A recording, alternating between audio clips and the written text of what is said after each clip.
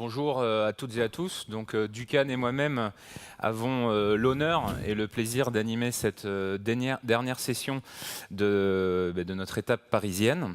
Et donc, nous allons vous parler de tous les services cloud que nous pouvons installer au-dessus de notre plateforme.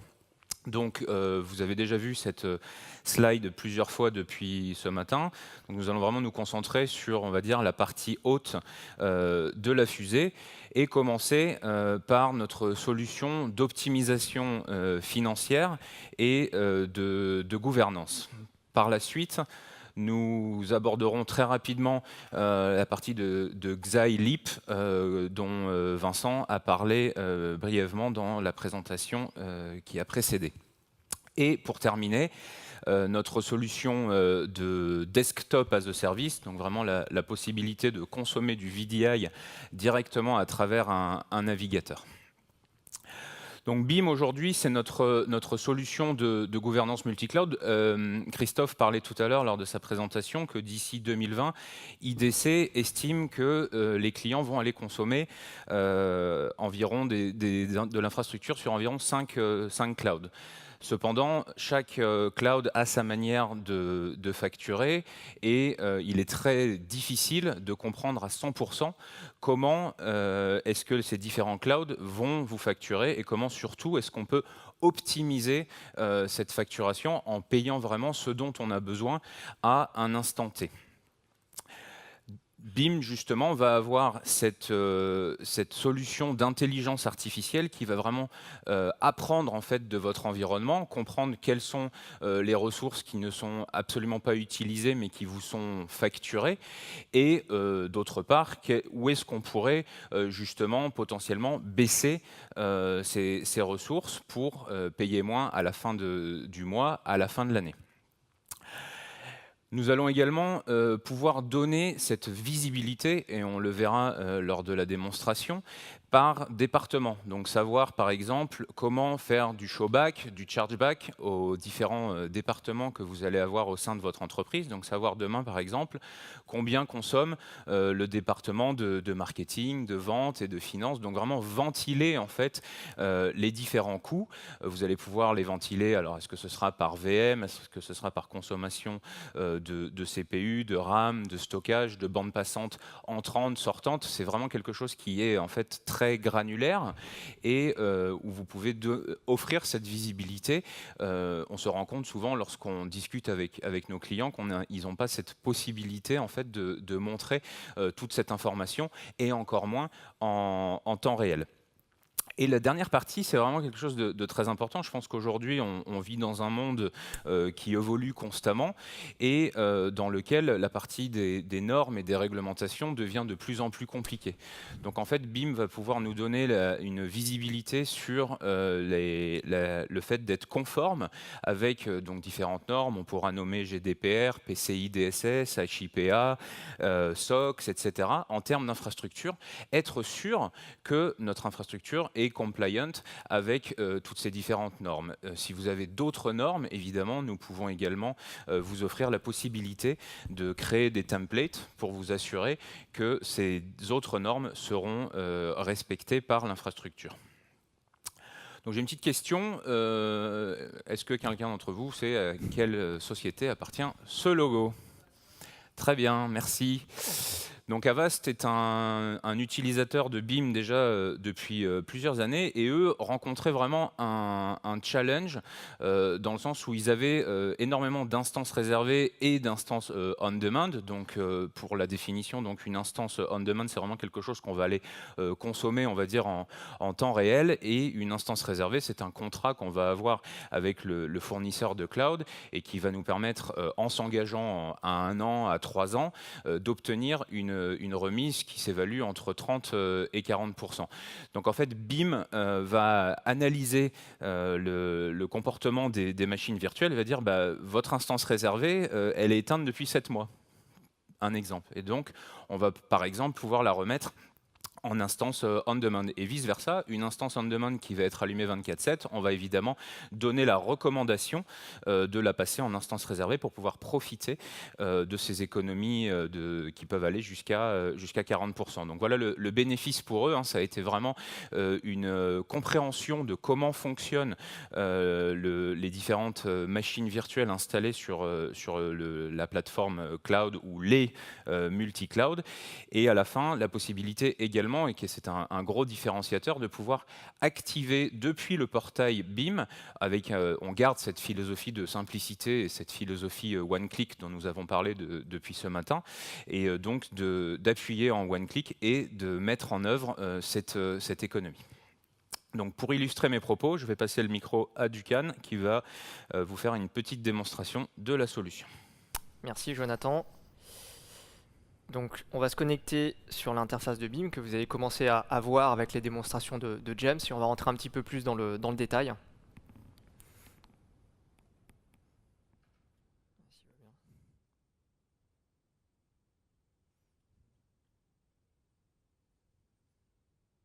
L'effet démo.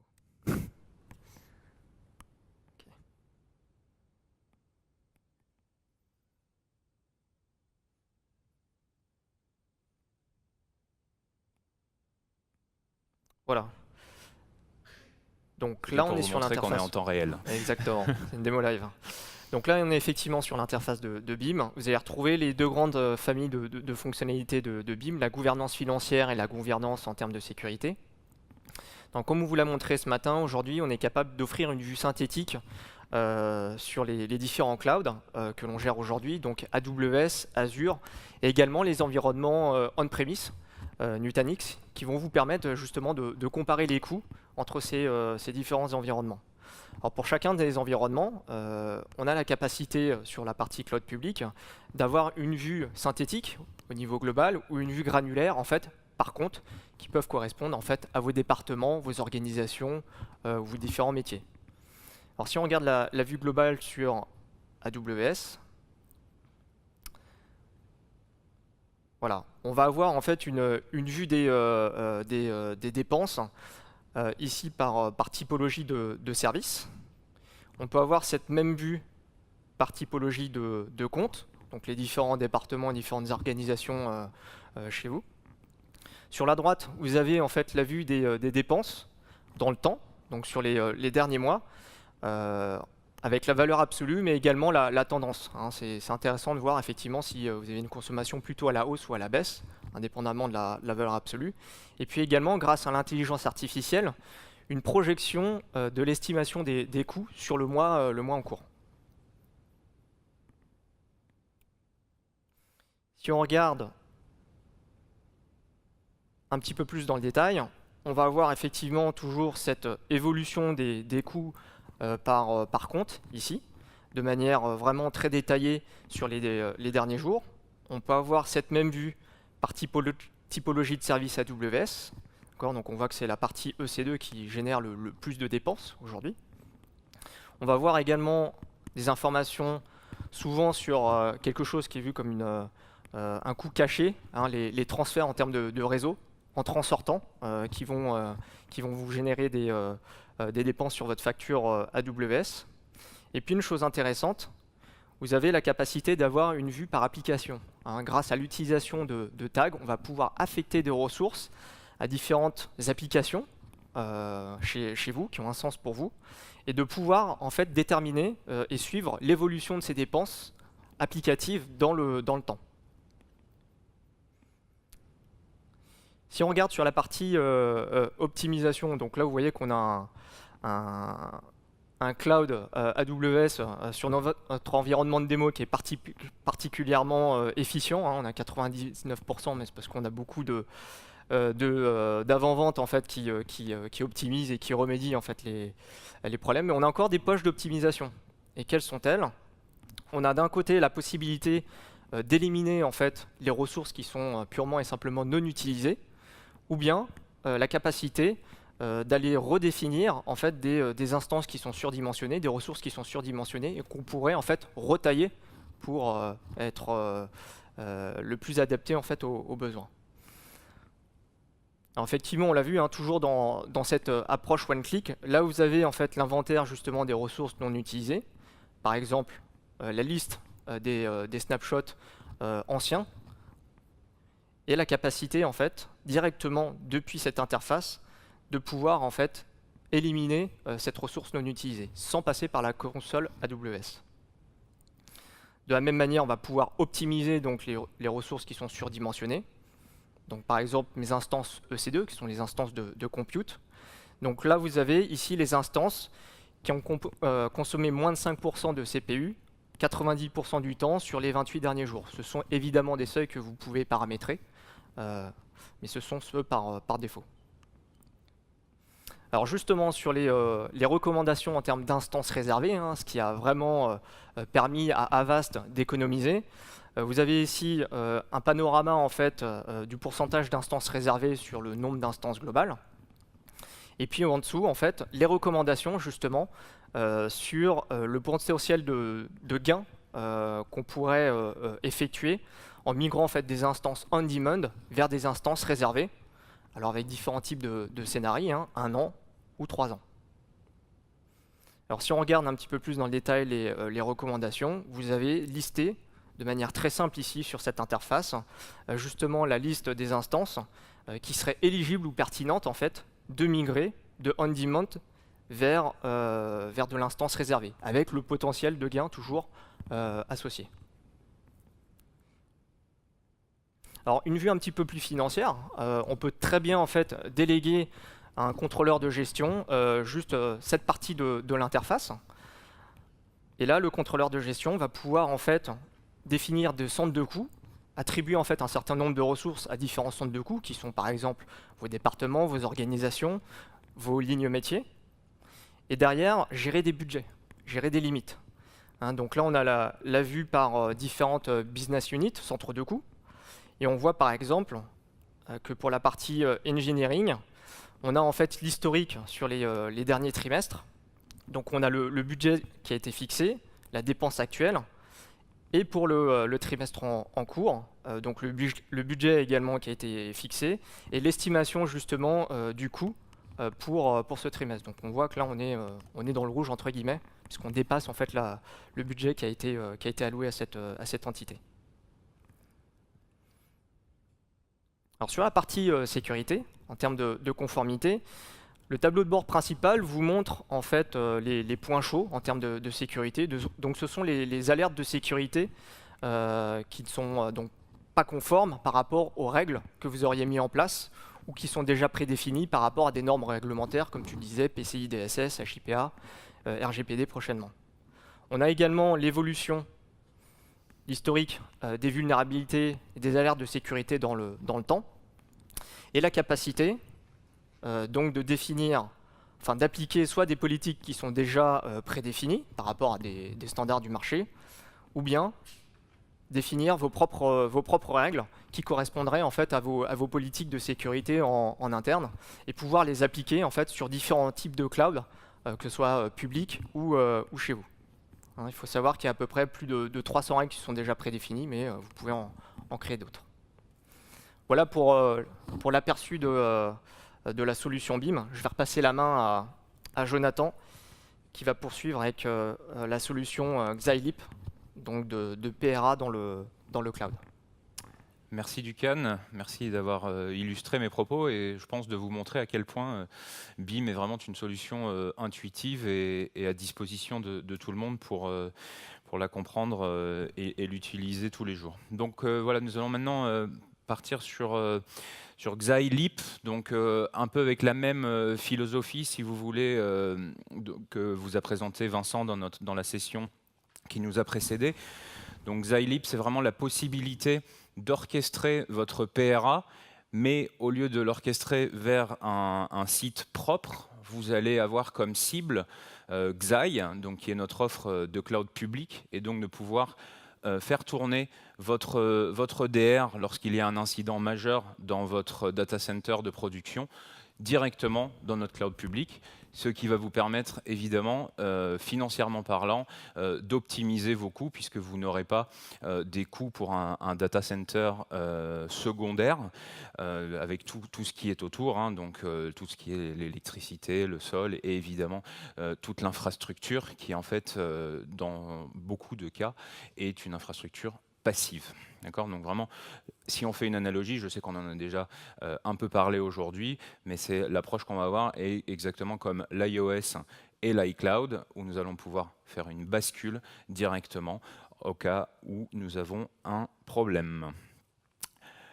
Pour terminer notre dernier service cloud, donc Frame, une offre de desktop as a service qui va en fait nous permettre de mettre à disposition de vos utilisateurs d'une manière très simple et encore intuitive, hein, on reste encore dans le plus profond de notre DNA qui est cette simplicité, toutes les différentes applications en fonction du profil des utilisateurs. On va avoir des utilisateurs qui vont consommer plus ou moins d'applications et des applications plus ou moins différentes. Vous avez une petite illustration sur la première ligne de cette slide. Mais quelque chose qui est vraiment très important, c'est qu'en fait, c'est une solution qui est accessible depuis n'importe quel navigateur. Donc vous allez en fait rentrer sur un Safari, un Explorer, un Firefox, un Chrome, etc. Et vous allez pouvoir vous loguer directement à votre session VDI. Et lorsque vous le mettez en plein écran, vous oubliez complètement en fait que vous êtes sur un navigateur. Donc c'est vraiment quelque chose de très différenciateur, de nouveau, et qui dans le modèle de consommation est quelque chose de vraiment très simple. Évidemment, nous allons réutiliser ce que vous pouvez déjà avoir mis en place dans votre entreprise. Par exemple, les modèles d'authentification. Donc, certains systèmes de single sign-on comme Okta, comme Ping, etc. vont être des systèmes que nous allons pouvoir réutiliser. Mais également sur l'authentification du stockage. Donc, si vous avez déjà aujourd'hui des contrats avec des entreprises comme Box, comme Google Drive, OneDrive, Dropbox, et j'en passe, ce sont des stockages que nous allons pouvoir mettre à disposition également des utilisateurs à travers Frame. Évidemment, nous sommes agnostic cloud, donc c'est quelque chose aussi que nous allons pouvoir faire tourner sur AWS, sur GCP, sur Azure, et également, comme en parlait James tout à l'heure, sur votre cloud privé Nutanix, qui, lorsqu'il va s'intégrer avec BIM, va pouvoir vous dire en temps réel, est-ce que ça vaut le coup d'aller le déployer sur AWS, sur Google ou on-prem, afin, encore une fois, de pouvoir avoir le meilleur ROI et TCO possible pour cette solution de desktop as a service. Donc une petite question, est-ce que quelqu'un sait où se trouve ce musée?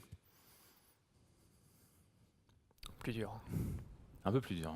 Alors c'est le musée... Pardon? Marseille? Pas encore, hein. Ça arrive. Musée de l'automobile Peterson, donc à Los Angeles. Et quelque chose qui est intéressant, je trouve personnellement que c'est quand même une belle œuvre d'art. Donc c'est le cabinet d'architectes KPF qui a fait le design de ce musée intégralement à travers Frame. Alors pour eux, avaient un challenge qui était surtout autour d'une dispersion en fait géographique de leurs architectes. Et qui dit dispersion géographique dit aussi qu'ils n'étaient pas forcément très proches de leur data center. Et par conséquent, Frame leur a vraiment permis de se connecter depuis n'importe où, mais surtout d'être au plus proche en fait du data center. D'accord, donc ils avaient des architectes qui étaient en Australie. Donc dans ce cas concret, par exemple, ils pouvaient se connecter à Frame depuis un data center d'AWS basé en Australie. Quelque chose aussi d'important, c'est qu'ils ont besoin, évidemment, pour ce genre de projet, de GPU, sauf que c'est quelque chose dont ils n'ont pas forcément besoin tout le temps.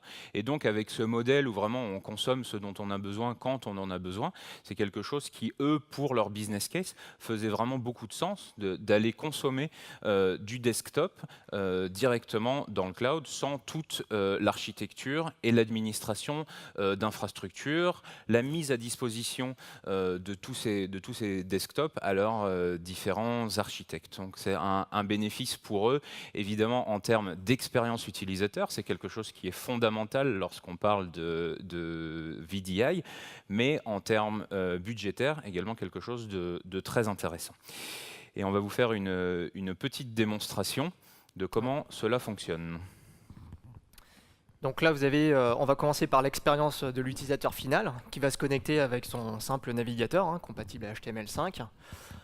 Donc là, dans la démonstration, il s'authentifie avec son nom d'utilisateur et mot de passe, intégré avec l'Active Directory. Mais comme l'a dit Jonathan, on est capable de s'interfacer avec des solutions de fédération d'identité, type Okta, Ping, Azure AD, etc.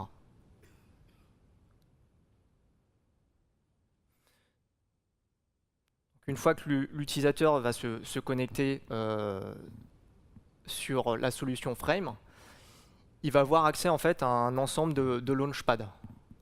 Donc les launchpads, en fait, ce sont les postes utilisateurs, les environnements utilisateurs. Donc là, c'est un utilisateur, on va dire, de démonstration qui a accès à tout un panel de launchpads. En production, on aurait peut-être accès à 2 ou 3 environnements de travail. Vous pouvez voir en fait qu'on a accès en fait à différents types de cloud, AWS, Azure, dans différentes zones de disponibilité avec des profils différents. Des profils plus d'environnement d'utilisateur, plus bureautique, plus designer, etc. en fonction de la population. Donc là, l'utilisateur va se connecter sur un environnement utilisateur plus designer, lancer l'application Blender. Et là, vous voyez la voiture de Jonathan dans l'application de design, avec une expérience utilisateur vraiment extrêmement fluide depuis un simple navigateur. Alors là, ce qu'on montre, c'est justement l'intégration avec les systèmes de stockage cloud. Donc, on est capable de s'intégrer avec Dropbox, Google Drive, Box, OneDrive, etc. Et vous voyez que l'expérience utilisateur de ces systèmes, de ces solutions de stockage cloud sont vues comme des partages en fait, dans l'explorateur Windows. Donc c'est une expérience utilisateur extrêmement simple, complètement intégrée, sans plugin à rajouter. Et l'utilisateur va pouvoir directement lancer PowerPoint, qui est l'application qui a été publiée, pour ouvrir en fait son document qui est encore une fois hébergé dans le cloud. Voilà, donc une autre application graphique. Là, ce qu'on montre ici, c'est qu'on est capable de gérer en fait la qualité de service. Parfois, on est dans des environnements avec une bande passante contrainte, comme c'était le cas de KPF. Et ce qu'on montre, c'est qu'en réduisant en fait la bande passante à quelques mégas, on a une expérience utilisateur qui reste relativement fluide, même pour une application graphique. Et ça, c'est grâce à la force du protocole de déport d'affichage qui est capable vraiment de s'adapter aux conditions réseau. Donc là, je change de casquette, je mets la casquette administrateur de Frame. Donc là, vous voyez en fait la sandbox qui est l'équivalent en fait du master VDI. On y reviendra par la suite. C'est là où on va pouvoir en fait onboarder les applications. Vous allez retrouver ici les launchpads qui sont les différents environnements utilisateurs ou post-utilisateurs qu'on va pouvoir configurer. Les utilisateurs avec la gestion des différents systèmes d'authentification, la gestion du capacity planning, des rapports de performance et des statistiques en fait sur l'utilisation de la solution Frame, des rapports d'activité puisque toutes les actions sur cette console d'administration sont loguées et auditées. Et enfin, le statut des différents postes qui sont utilisés par vos utilisateurs. Alors si on revient sur la sandbox, encore une fois notre master VDI, je vais vous montrer en fait comment on va onboarder en fait une application de manière extrêmement simple dans la solution Frame.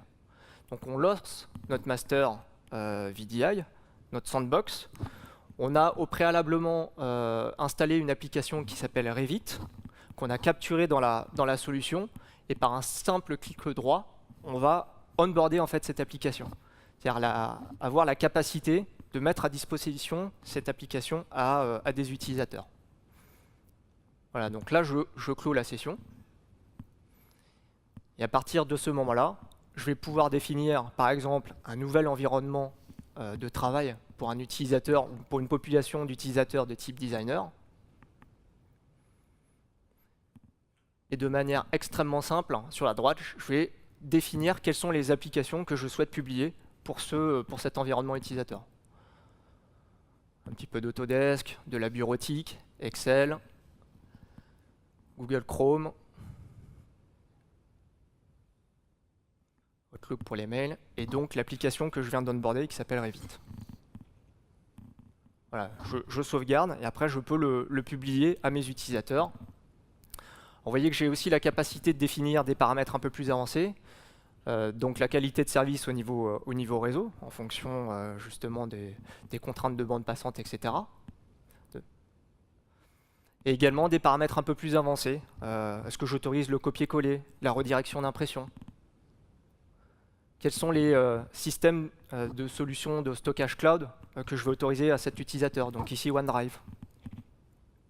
Et enfin, la configuration en fait, de l'authentification. Une fois que j'ai fait ça, je publie en fait sur le Launchpad et je vais pouvoir le mettre à disposition de mes utilisateurs.